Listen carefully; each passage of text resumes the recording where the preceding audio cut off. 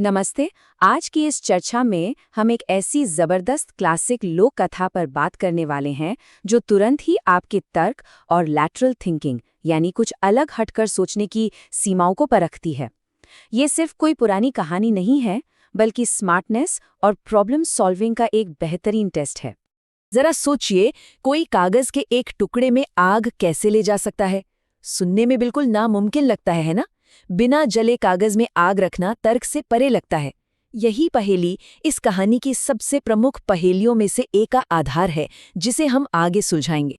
इस पूरी कहानी के सेंटर में है भरतपुर के एक बहुत ही दिलचस्प राजा विक्रम सिंह।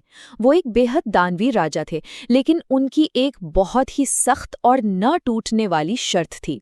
वो किसी भी जरूरतमंद की मदद करने से पहले उसकी बुद्धिमानी का टेस्ट लेते थे। जो जवाब नहीं दे पाता था, उसे खाली हाथ लौटना पड़ता था। ओके, चलिए इसमें थोड़ा डीप डाइव करते हैं।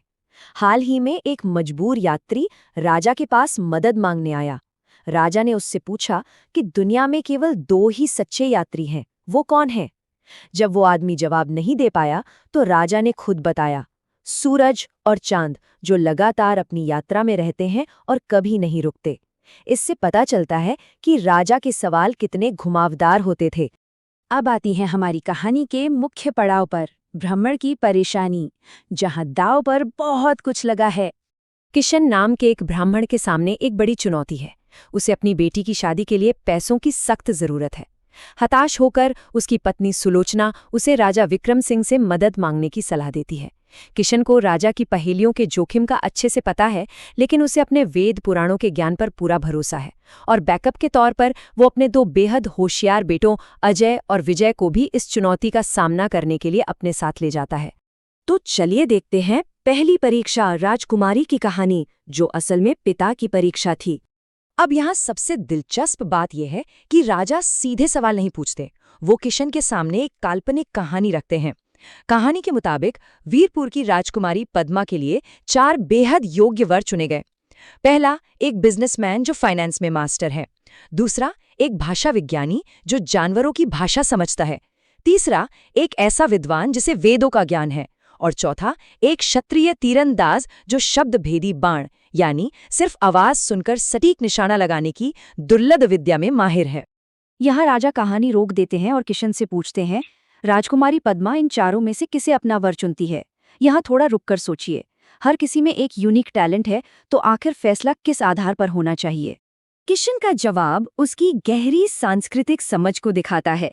उसने कहा कि राजकुमारी एक क्षत्राणी है, इसलिए वो सही मायने में चौथे विकल्प यानी तीरंदाज को ही चुनेगी, जो खुद एक क्षत्रिय है। इस तरह विवाह समान वंश में होगा। इस जवाब ने राजा को पूरी तरह से इम्प्रेस कर दिया। पिता अपनी परीक्षा में पास हो गया। पिता की सफलता के बाद दूसरी परीक्षा, हवा और आग, जो बड़े बेटे अजय की परीक्षा थी। राजा अब बड़े बेटे अजय का टेस्ट लेने के लिए रमन नाम के एक गरीब किसान की कहानी सुनाते हैं। रमन की बूढ़ी माँ बहुत बीमार है और उसे इलाज के लिए लगभग 20,000 रुपए की जरूरत है। मजबूर होकर रमन गांव के एक बेहद लालची साहूकार सेठ दयाराम के पास जाता है। यह साहूकार उसकी मजबूरी का फायदा उठाता है और एक ऐसी अजीब शर्त रखता है, एक कागज में हवा लाओ और दूसरे में आग। ये एक ऐसा इम्पॉसिबल टास्क लगता है जिसका मकसद सिर्फ उस गरीब किसान को परेशान करना और पैसे न देना था। और ये बड़ी खूबसूरती से दर्शाता है कि कैसे असंभव लगने वाली मांगों का भी एक बेहद सिंपल हल हो सकता है। अजय बताता है कि रमन की माँ ने इसका क्या हल निकाला। कागज में हवा लाने के लिए एक कागज का पंखा बनाया गया और कागज में आग ले जाने के लिए कागज की एक लालटेन यानी कंदील। कितनी स्मार्ट और लैटरल थिंकिंग थी ये। रोजमर्रा की चीजों को एकदम अलग नजरिए से देखना। अब बढ़ते हैं तीसरी और आखिरी परीक्षा की तरफ, जो कभी नहीं बोला गया, छोटे बेटे विजय की परीक्षा। 2 सफलताओं के बाद राजा अब कोई कहानी नहीं सुनाते। वो सीधा दिमाग को घुमा देने वाली एक पहेली पूछते हैं। एक ऐसा इंसान खोज कर लाओ जिसने जीवन में न कभी झूठ बोला हो और न ही कभी सच। जरा इस पर गौर कीजिए। ये एक ऐसा विरोधाभास लगता है जिसका कोई जवाब हो ही नहीं सकता। लेकिन विजय का सॉल्यूशन एकदम आउट ऑफ द बॉक्स था। वो राजा के सामने एक गूंगे इंसान को ले आता है। क्योंकि वो व्यक्ति शारीरिक रूप से बोल ही नहीं सकता, तो जाहिर है कि उसने न तो कभी सच बोला है और न ही कभी झूठ। इस सिंपल से जवाब ने राजा की पहेली की सारी शर्तें पूरी कर दी। तो इन सबका नतीजा क्या निकला? अंतिम इनाम, जब बुद्धिमत्ता का फल मिलता है। इन तीनों कड़े इम्तिहानों के बाद राजा विक्रम सिंह इस परिवार की हाजिर जवाबी और प्रेजेंस ऑफ माइंड से इतने ज्यादा खुश होते हैं कि वो सिर्फ कुछ सोने के सिक्के नहीं देते। इसके बजाय वो किशन की बेटी की शादी का पूरा खर्च अपनी तरफ से उठाने का ऐलान कर देते हैं। ज्ञान और तर्क का एक शानदार इनाम।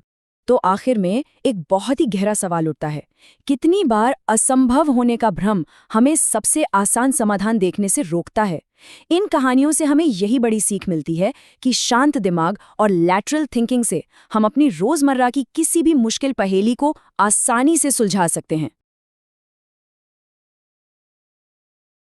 Thanks for watching my videos.